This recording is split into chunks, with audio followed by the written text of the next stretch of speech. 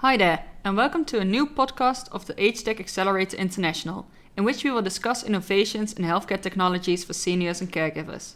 My name is Marjolein Winters, and I work for Smart Homes in the Netherlands. This podcast is part of a series about living labs. Today, my guest is Sascha, who works for LicaLab in Belgium. She will tell us more about the process of co-creation in healthcare. Hi Sascha, so you work at LicaLab. Who are you, and what exactly is your job description? Hi Marjolein. Indeed, I've been working for LicaLab for 2 years now. My colleague Leen and I are the panel managers. This means that we are on the side of the user panel and are the point of contact for panel members and session participants. We actively involve these end users in innovation through co-creation sessions and live testing. You can compare it to group discussions about products and services or using these products and services in daily life. Okay, that's clear. And if you, as a listener, want more information about LicaLab, you should listen to the podcast with Vicky and Ingrid. So, Sascha, you explained a few things, like co-creation and live testing. What does such a co-creation session entail, and how long does one session take? We always say everyone is an expert in his or her own life and uses it creatively. In co-creation sessions and live testing, we use co-creative techniques to bring people's experiences, feelings, and perception to the surface. Group events and group dynamics are very important. We try to tap into multiple senses and expose experience. In this way, the participants help to adapt innovations to their daily needs. Then, in terms of duration, the duration and setup of a session is very different. It strongly depends on the target group. The target group are sometimes healthcare professionals such as dermatologists or general practitioners, but also end users of products such as you and I. Depending on the audience, a session lasts between 1 and 2 hours. In this way, we respond to the tension that people can maintain. In addition, it is not easy to demand a lot of extra time from people because they voluntarily take part in sessions. We think it is a way of respect to keep the session short and powerful. Of course, we can try to spoil them a little during a session with some snacks and some goodies afterwards. That's beautifully phrased to say that everyone is an expert about their own lives and handles this creatively. Can you maybe give an example of such a co-creation? Yes, of course. An example of a project around which we organize a co-creation session is Bebop. Bebop is developing an online health guide with which people can monitor their own health. An advice is formulated on the basis of a questionnaire. It's linked to this device. There are shown activities in their neighborhood. Among other things, we organize co-creation sessions to test the questionnaire, but also to shape the local offerings. What does local mean to people and what would motivate them to participate in activities in their neighborhood? We tackle such issues in co-creation sessions. Okay, so during the co-creation sessions, multiple questionnaires are filled in by people you've chosen from your panel management for this particular session. Could you also provide us an example of a live test? Yes, of course.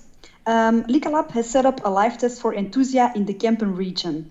Enthusia is beautiful underwear for people with urinary loss or incontinence. It is washable and reusable underwear with a lace finish. In this case, it is a delicate subject, and bringing people together in groups is therefore not always obvious or confidential. In this case, we sent the underwear to participants at home so they could try it on at their own pace and ease. The evaluation was done by telephone. This also shows that we always take a really good look at the way we tackle something, and that depends very much on the subject and the target group. Sometimes homogeneous groups are important, and other times heterogeneous groups cause interesting interactions. Okay, thanks. So it seems to be very important to look at the end user's needs. Also, there's also a podcast available about the innovation enthusiast, together with the CIO of this product. So, to get back to you, Sascha, if people would want more information about the process development of a product, this should be possible. But do these co-creation sessions always go well? And if not, what limits them?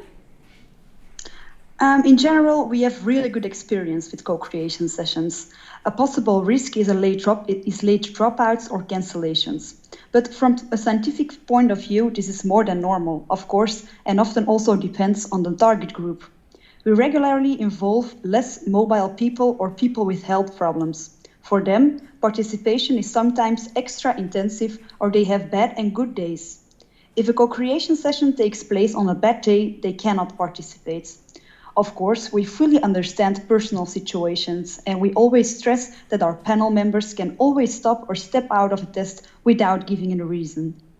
In addition, we sometimes deviate from our planning. When there are interesting discussions, we are of course reluctant to interrupt them. In addition, long stories or interesting conversations point to an emergency or need from which we can, in turn, derive focal points. We know that what keeps people busy. When we don't get an answer to all our questions, we sometimes ask them whether we can have brief contact by email or telephone afterwards.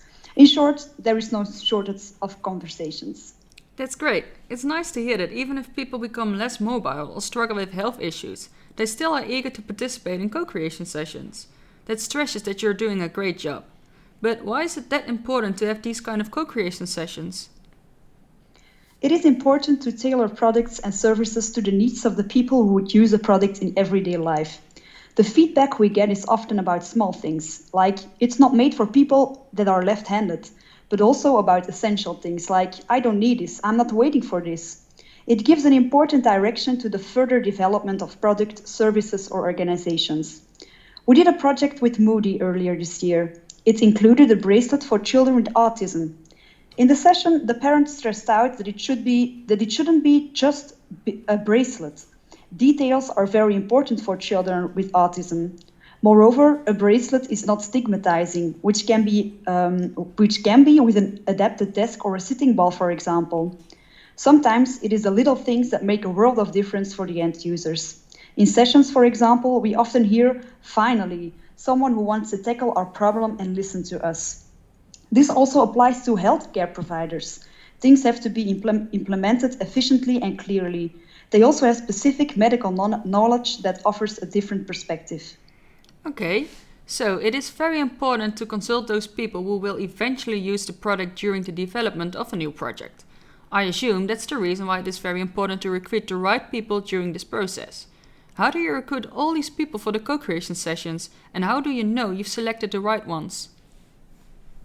LicaLab is a panel-based living lab. This means that we have a generic panel of more than 1,000 end users and healthcare professionals. We dive into our database for each assignment to look at specific profiles. We always contact them without obligation via a call or in the mail or by phone for a short chat.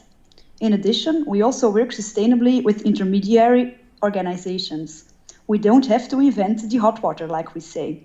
For example, we work together with patient groups when it comes to specific profiles. Last year, we also did a Tour de Kempe to make our activities known to senior councils, for example. Alright, so you have some kind of database with end users and care professionals. But I wonder, are these co-creation sessions held with both end users and care professionals? We usually split up care providers and end users. The dynamics of a co-creation session are always different because there is a care relationship. To allow people to speak freely, we often split up the group unless the context allows it. These homogeneous groups offer peace and security. Heterogeneous groups with different profiles are interesting when there is a common carrier. Imagine, for example, people with a certain disease. The difference in age and gender is subject to a feeling of solidarity due to the disease, and this creates a pleasant dynamic. So, in conclusion, there's much more to a co-creation session than just asking people some questions. And the results of such a session are even essential for the development of a new or existing innovation or healthcare technology. I really want to thank you, Sascha, for this very interesting information. No problem, thank you. Thank you very much for listening to this podcast. If you want to learn more about living labs, that's definitely possible. If you have a look at our website, under the section Living Labs, you can find more information about this subject. Have a good day.